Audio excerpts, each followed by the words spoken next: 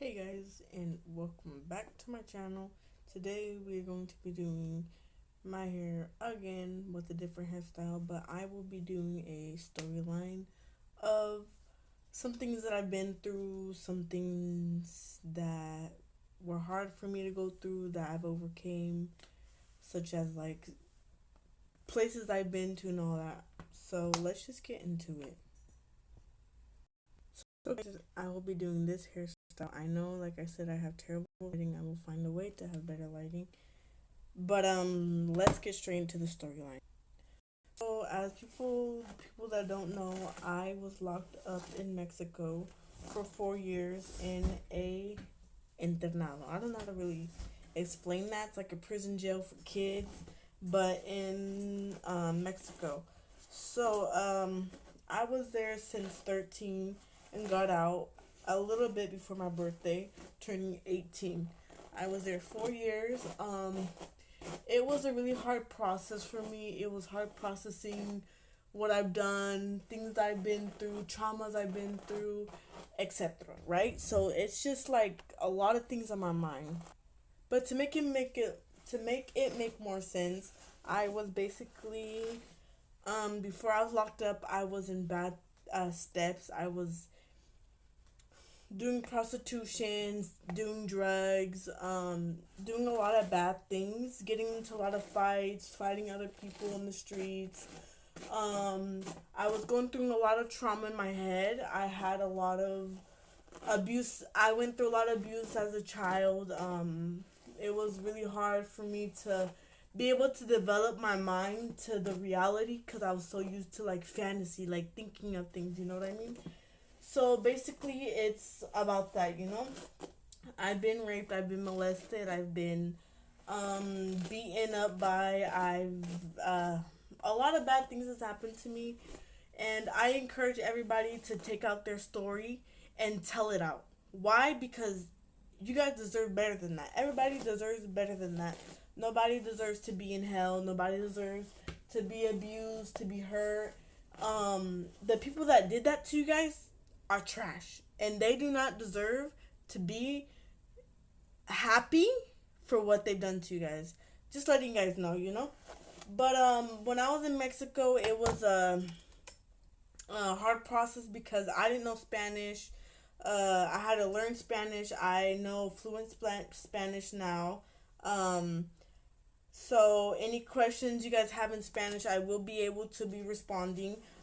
Keep in the comments any questions you guys have. I will be doing part one, part two, part three, etc. Right? So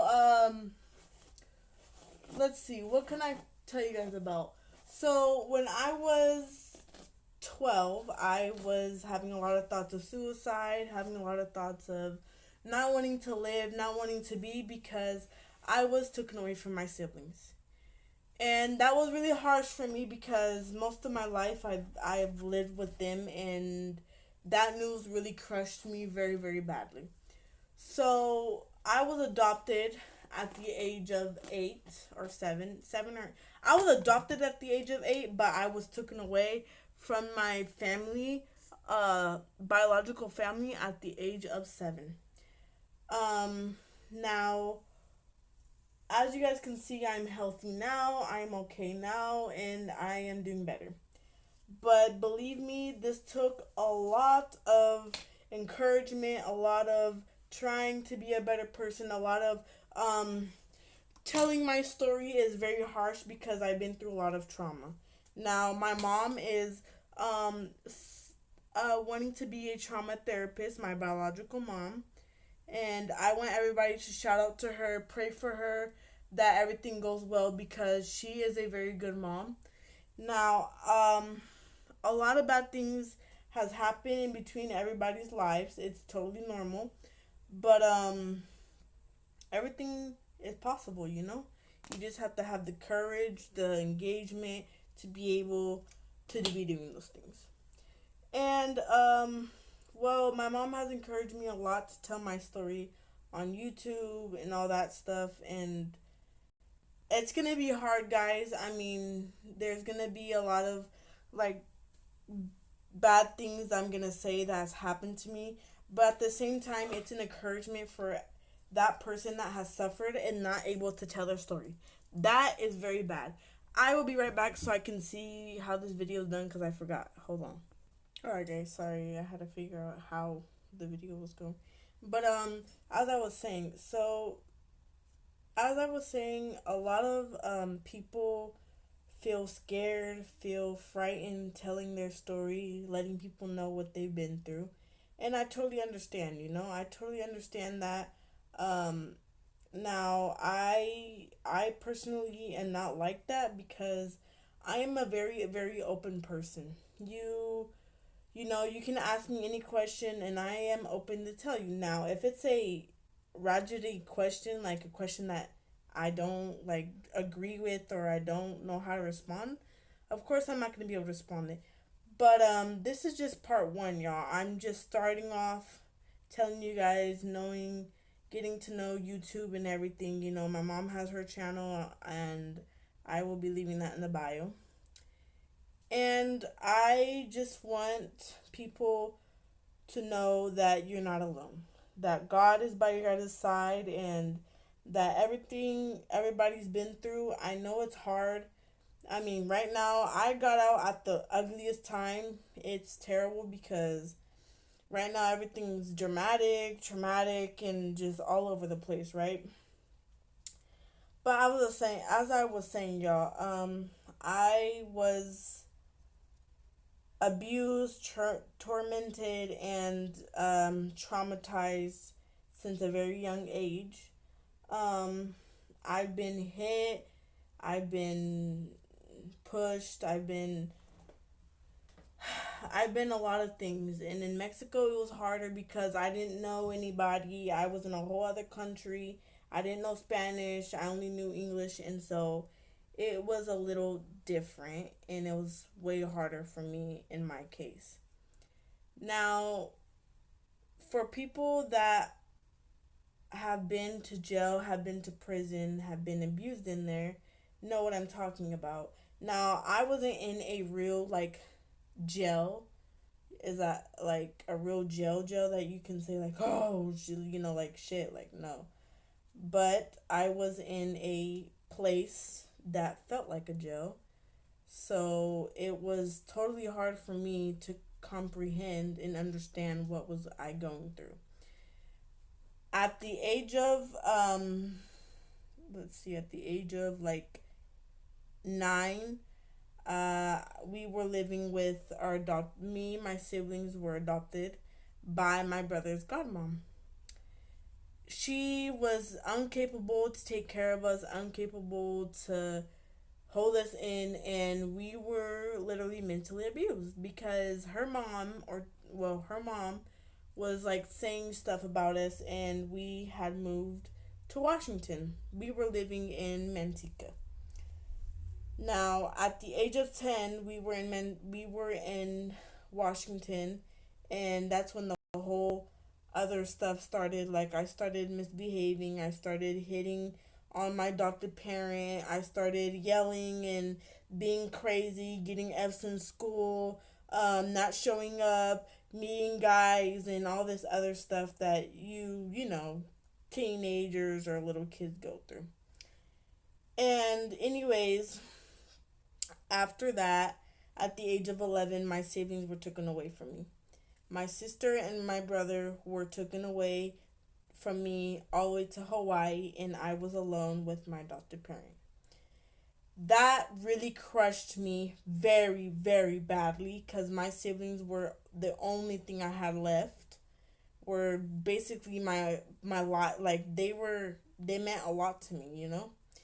And they got taken away. Now they were in the same family, but they were with an relative of my adopted parent. By that time, I was already having suicidal thoughts. I wanted to start killing myself, not wanting to be alive, not wanting to do anything. I wanted to just lay down, be bored. I started hitting on my adopted mom. I started being crazy. Started getting in fights in school. I started being going out with guys, drinking, smoking, and That's when I started the prostitution shit and all that other stuff. You know what I mean? So that's when everything really, really started at the age of 12 because my siblings were no longer in my life and I was very frightened. Now, at the age of 12, I was also going in and out of hospitals because I was, like I said, trying to kill myself, trying to do a lot of bad things. And so I was in hospitals over and over and over and over again. Not only because of that, I was a very aggressive person, and I was taken just they never took me to juvenile, like over here in, like I can say, in the United States, but I was took taken to whatchamacallit, the hospitals, like mental hospital, psych wards. People who know what psych wards are, you already know. And so, I was going in and out of those places for a year. When I turned 13, I went to, no, when I turned 12, no, when I turned 13, I was taken to a, um, residential in Tacoma. Now, over there, it's just basically like a holding place for people that have mental issues, that are not just capable to live a life. Like, it's not that I wasn't capable. I was just not, good. I was depressed. I had a lot of depression. I used to take a lot of pills. I was on a lot of medications, a lot. Like I was basically dead. I've had one overdose, pre-overdose, because the overdose, a real overdose is when you just don't live. But I've had a pre-overdose, um, and yeah, I mean, you know what I mean. Like I've been through that too. But a pre-overdose is basically an overdose, but like temporarily, if you get what I'm saying. Like you, like I was dead, but got well. I was told that I don't remember that I got pumped out and like they pumped my chest or something. Like I don't know what the fuck. Those types of things. But yeah, I've had that problem, and then after that,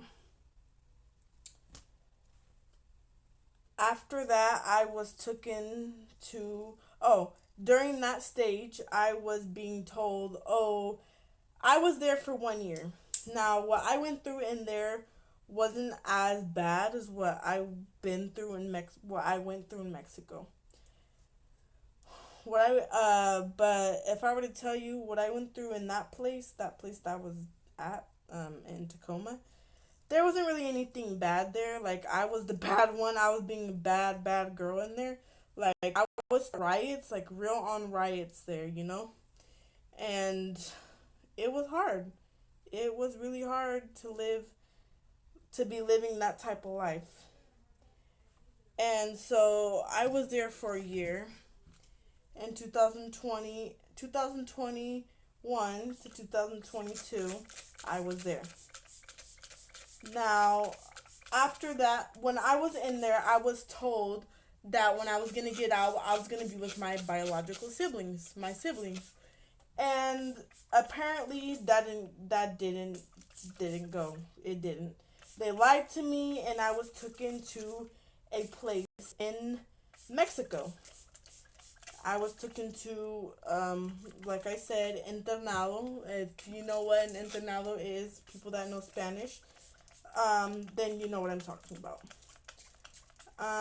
Being in there was really harsh, also.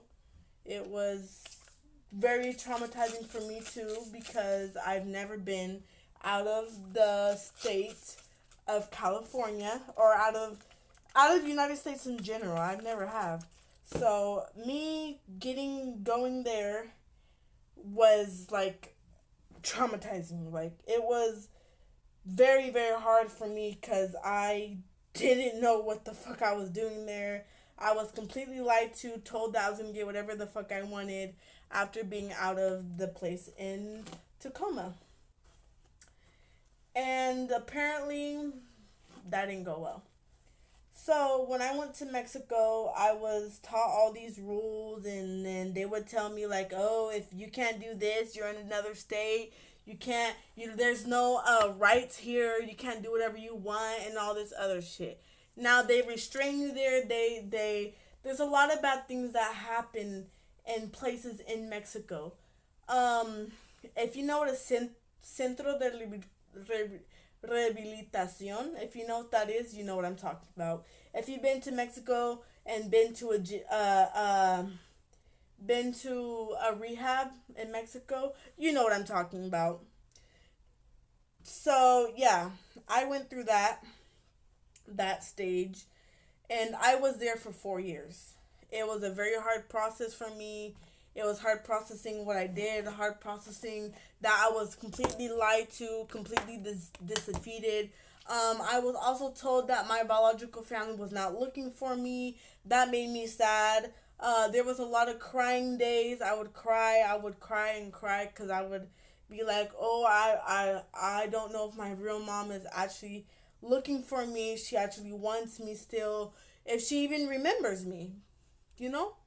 That's what would go through in my mind because I was told some stuff and I was this just mad about it, you know?